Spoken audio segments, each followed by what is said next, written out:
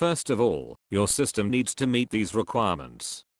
If it doesn't, you need to upgrade your system. If you don't know, this one means you shall have a separate Nvidia or AMD card for best experience. Intel HD graphics is an example of integrated cards. I don't know why they said this, but 1GB RAM won't be enough for anything. You need to have at least 4GB to run it with an acceptable speed. I still recommend at least 8GB of RAM. If your system meets the requirements, some optimizations can help you with performance. Go to File and then Studio Settings. Go to Rendering tab and Performance subsection. These ones are probably auto for you. I recommend reducing them. If you are having issues, it will look bad, but it shall increase your frames. If you aren't having issues with performance, set a high level here. These graphics modes can change performance.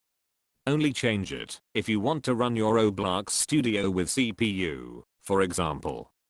Direct3 D11 and 9 are DirectX modes.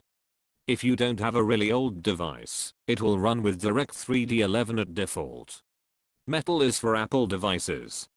No graphics, just shows statistics and doesn't load textures.